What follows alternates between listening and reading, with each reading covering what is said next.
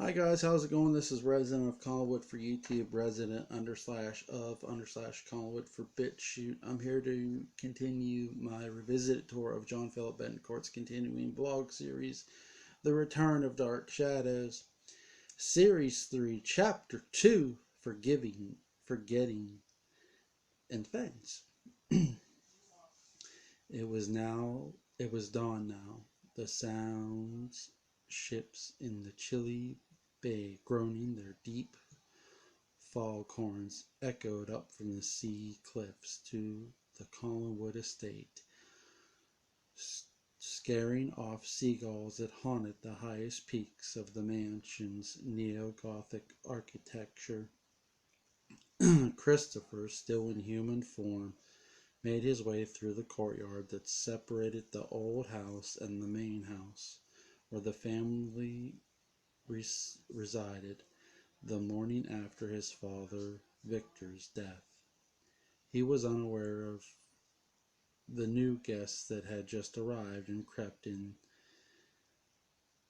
through an unlocked back entrance and saw one of the housekeepers silently working in the freshly painted and repaired library that had fallen victim to Claudia's arson. He carefully slid past her unnoticed. Christopher was looking for his mother, Kimberly.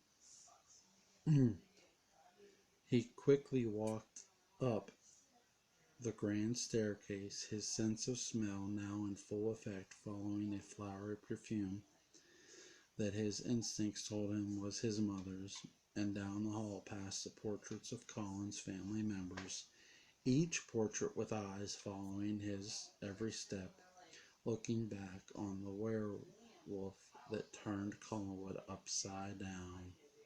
He turned back and looked up at the faces he didn't recognize, and their eyes seemed to glaze over again, returning to their frozen painted state. Christopher continued on his way, following his mother's scent, and came to a bedroom door made of the thickest wood. He took a breath and opened it, not knowing what or who he would find inside. To Chris's relief, there she was, the mother who put his body through secret tests to turn him into a bloodthirsty werewolf. Her blonde hair glistening in the morning sun like spun gold. She was the mother he had longed for all his life, even though his now dead father Victor told him stories of her and how much she loved him, but they were nothing like the real thing. Kimberly was sitting at a vanity, fixing her hair for the day. Saw Christopher in the reflection of her mirror. She took a deep breath and slowly turned around, not knowing what state Chris's mind would be in. Christopher walked slowly into her room and stood next to Kimberly as she stood up. Now they were face to face, and tears welled up in Chris's eyes. "I've missed you," he said softly. Kimberly let out a gasp of air as she was holding her breath, awaiting what might come from this encounter, and as she reached over and pulled her youngest son close and embraced him, it was like she had reconnected with herself. The two burst into tears. It had been a long time coming. "Promise me one thing, and you have to be truthful. No more lies," Chris said, pulling away from his mother's arms to look her in the eye. "Anything," Kimberly responded. "No more lies," she said, wiping her tears. "What happened to my father?" Chris asked Kimberly, as if trying to confirm his foggy, violent flashbacks he was having of a bloody Victor laying in the grass of Collinwood. He was killed, Chris. Something, I don't know, an animal or something attacked him," she answered. "Me. I did it," Chris screamed. "Stop. Listen to me. It wasn't your fault," Kimberly said, grasping Chris by the shoulders. "I killed him. I ripped his... Listen, it wasn't you. It was that we made you. I'm so sorry, Christopher. It's all my fault. I should have never listened to Victor's paranoia about the Collins, Kimberly confessed. Can you ever forgive me? Kimberly added, without going into further detail of her involvement in the experiment. I know the injection he gave me are what turned me into the wolf, but is there any antidote? Or am I going to be this thing forever every time there's a full moon? Christopher asked, his eyes welling up with tears again. Kimberly knew the truth of how her experiments worked and their effects on Chris's body, but she wasn't sure he was ready to hear her answer. The truth she thought might be too much. There is an antidote. I did create one, Kimberly responded hesitantly. Thank God, Christopher said, relieved. But I don't know where Victor put the vials, Chris. I don't know where they are, Kimberly answered, feeling the hope of finding the location of the vials of antidote was as dead as Victor Reed. I have to find them, Chris said sternly. I have to have that antidote before the next full moon. Over at the Collinsport police station, Kate walked in with a skip in her step and a smile on her face. Something that her detective partner, Loomis McGovern, hadn't seen in a very long time. She flicked her desk lamp and sat down to read emails she missed from over the night during the storm. All the while, Loomis stared at her in wonder. Having a good morning, Loomis said sarcastically. Wouldn't you like to know? Kate teased with a grin. So, what's up? Did you crack the Collins case or something? What's making you so happy? Loomis questioned. What do you mean? What Collins case? Kate answered with confusion. Kate's mind had been completely wiped clean by Alexander's spell. All of her suspicions that Leopold had murdered someone and passed the body off as Jack Thorne were gone. Loomis was just as confused as Kate. He knew how passionate she had been about cracking the case, and now seemed completely indifferent to it. What do you mean? What do I mean? The Collins case, remember? You were thinking something funny was going on over there? In fact, you've been dragging me with you about this for weeks, remember? The body in the bay, the whole Jack Thorne thing, Loomis said, his frustrations growing. Kate looked at him and paused. Something he said was resonating, but her mind was completely blocked. She felt embarrassed that she couldn't remember, but didn't want to lead her partner on. Kate sat back and nodded her head to give off a sense that she finally understood. Right. You know what I think? Whatever I was thinking, just didn't add up. Seriously, I was there all night, and they are just a really misunderstood family. Seriously, I don't know what I was thinking, Kate resigned. Really? Loomis said, unconvinced. What were you doing there all night?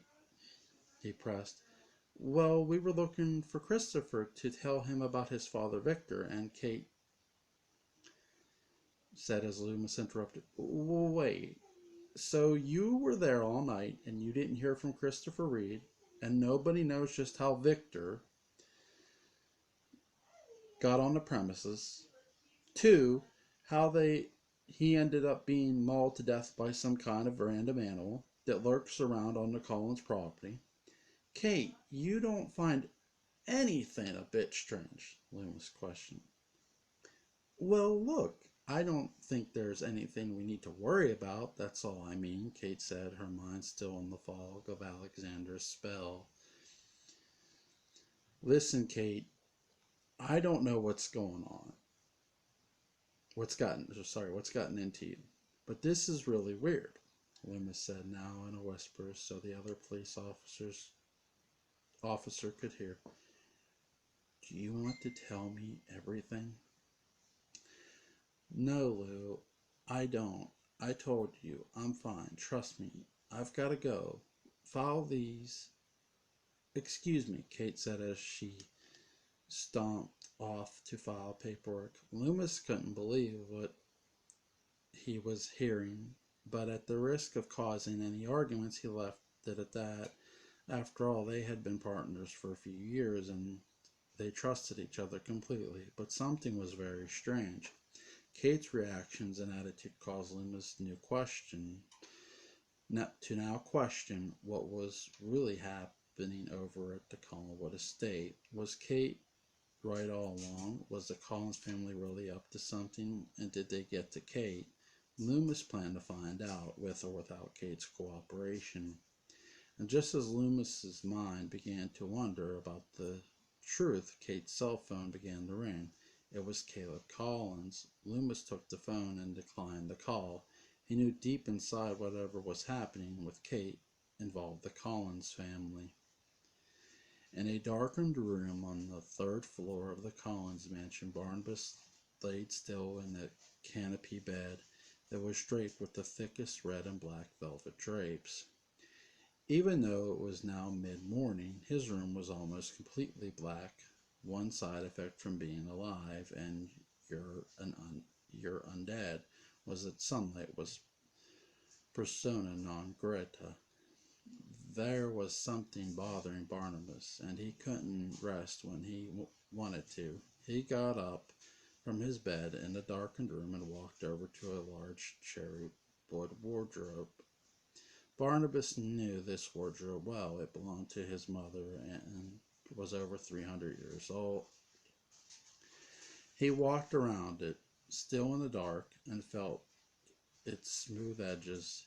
He imagined his mother, Naomi, coming in from downstairs rooms where she washed all her limbs and placing fresh bedding inside the wardrobe. Barnabas cracked a smile, but then remembered the night before and the uneasy feeling he received from the man Leopold, who had been staying in the old house, now turned into a dark guest house. The house he used to stay in before he was brought to the year 2015. Why did he get that feeling from the man? Barnabas thought. Carolyn wasn't answering his questions, and he could sense she was frightened when he asked about him. There was only one thing he could do, find out what this Leopold was all about. Barnabas pushed the giant cherry wood wardrobe to the side, making a loud dragging sound across the wooden floors, revealing a secret passage that hadn't been opened for decades. Barnabas placed his hands on the door that matched the room's wallpaper and moved it around, looking for the soft spot. When pushed, unlocked the passage. He felt around for a few seconds, and suddenly there it was. Barnabas pushed the section off of the wall that had been purposely softened to indicate its whereabouts, and the passage sprung open. Almost every single room in the Collinwood estate had a secret door that led to countless passageways to various other parts of the house, and also tunnels below the home that led to the old house just across the courtyard. Barnabas grabbed his coat and candle and his cane and stepped into the dark corridor that led down to the catacombs of Collinwood. The passages had been left unattended to since he had last seen them in 1978, but they were virtually the same, covered in dust and thick mounds of dirt. Barnabas covered his mouth and nose with his jacket and quickly walked through the passageway leading under both houses. The sound of rats and mice scurrying around below could be heard. Fearing for their lives as Barnabas was an intruder to their subterranean territory. Finally, Barnabas came to the top of a small staircase and to a door that led into the old house where Leopold had been staying. He turned the knob and pushed the door open. On the other side was another pitch black room empty for anyone and everything except for a single black coffin in the center of the room. Barnabas recognized the coffin. It was his from years ago. He carefully walked around it and lit a few more candles to brighten his view. As he turned around, there stood Leopold, hissing and floating above the now opened coffin, his eyes a red as blood, his fangs sharp and needless.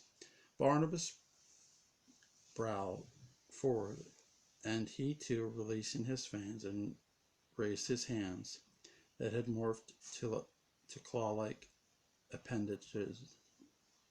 The two floating midair in candlelight, each trying to place the twinge of fear within the other. Leopold struck first, darting directly for Barnabas's neck, but Barnabas was quicker and faster, and with the speed of light virtually disappeared and moved out of the way, causing Leopold to brace himself up against the wall. After all, he had many more years of vampire experience than Leopold did. I should have known there was another, Barnabas said, hissing. What do you want? Leopold said in an equally as sinister voice. Who sent you? Barnabas asked as he came closer to his long-time coffin, and questioned Leopold without knowing how he was created. Leopold felt threatened and lunged again at Barnabas, who was inches away from the coffin. Leopold landed on top of the lid and closed it like a lion protecting its property. Get out, Leopold growled. Who sent you? Barnabas questioned again, this time louder. Leave him, a voice from the other side of the room said softly. It was Claudia, Barnabas's daughter, the one who turned Jack Thorne into the undead version of her former lover. Leopold demurred. Leopold and I have a long history, and in fact, he has a long history with Carolyn. He's her former husband, bewitched by me, Claudia said, feeling guilty of her terrible deed. She looked away from her farmer in shame. What have you done? Barnabas asked with sadness in his eyes. You have created this, like your mother created me? I was angry, I was vengeful, she explained in vain. You are your mother's daughter, Barnabas said of Claudia's mother, Angelique, coldly. He then threw his falling cloak back around his shoulders and walked away. He looked back at his daughter Claudia, but had no parting words, but she could see the disappointment in his eyes. He then retreated to the catacombs beneath the two houses and back to his darkened room, leaving Leopold and Claudia alone together. You must hate yourself as much as I hate you, Leopold said, his eyes and teeth now to their natural state. Listen to me. I want you to stay away from my father. Do you understand me? Claudia warned. You silly witch. I want nothing more to be distant from that other thing. You keep him away from me. Besides, I have other matters at hand, Leopold said cryptically. Have you? And what, pray tell, does that mean? You sure lead a very busy life for a vampire, Claudia said sarcastically. Catherine Banning, that detective, she's getting too close, and I think her constant prodding and questioning has run its course. It's time I put an end to it. Leopold warned an untrusted Claudia. Interesting, Claudia said with an eyebrow raise. What makes you think Caleb will even let you near her? They're closer than ever before, she added with careful instigation. Leopold suddenly lunged at Claudia and hissed his vampire hiss with his fangs out and ready for blood, but then, like a wave washing over a sandy Maine beach, he noticed something was different about Claudia. My, he said as he sniffed. What scent is this? He questioned, inches from her neck. Claudia backed away quickly, knowing exactly what Leopold was sensing. The scent of a werewolf was practically particularly obvious to a vampire, especially one that was so close in proximity. The werewolf Christopher, yet another little secret he could use to his advantage. What would your dear daddy think of this? He said with an evil grin. Barnabas, now back in his room, struggled to understand how everything seemed to have come full circle. He had traveled back in time once again to be with a new generation of his family, but all was the same. He was still the monster he hated, and now his own daughter had done the same to another man as her mother Angelique had done to him. It was clear to Barnabas now that to end all the suffering and break the curse and save his family, he needed to finish what he started decades before. He peeked carefully out of his bedroom window, shaded outside with a thick birch trees, and said, I must find her. I must find Julia Hoffman. So there you guys go. There's my read along for Series 3, Chapter 2. I really like a lot of the vampire play here. You know, you sort of knew an interaction with Leopold and Barnabas was a common, and there you have it. But you also have Claudia, who is sort of trying to change, and it's a little too late to do the right thing now, considering she's done everything wrong.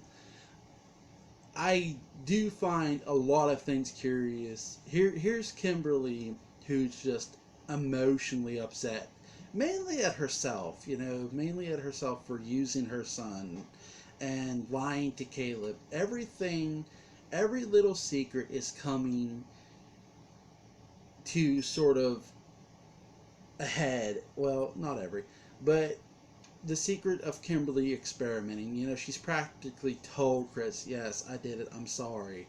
And he wants a cure. If he can get cured, he's all good with her.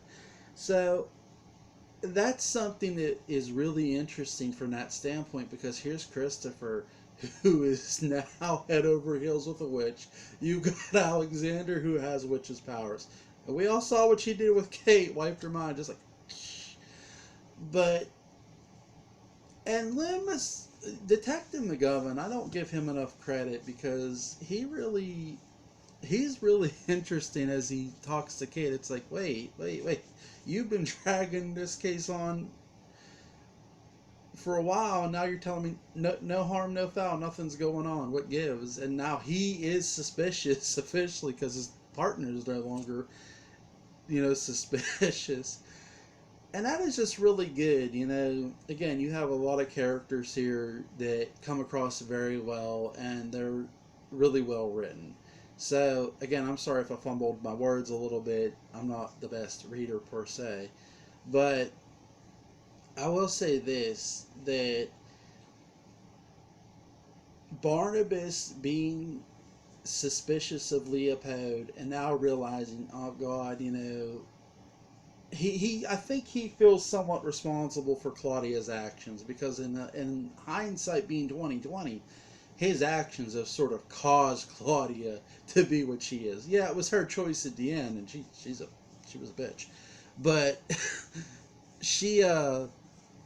I do think that, when you try to retone and it's just a little too late, things are going to go bad. And I think that's the same thing with Kimberly too. Kimberly is just really in a not a completely fucked up spot, not as fucked up as Claudia, but she's in a very tight spot because you have Caleb on one end and Christopher on the other, and Christopher's a goddamn werewolf. So she wants to now cure her son. The question is, can she?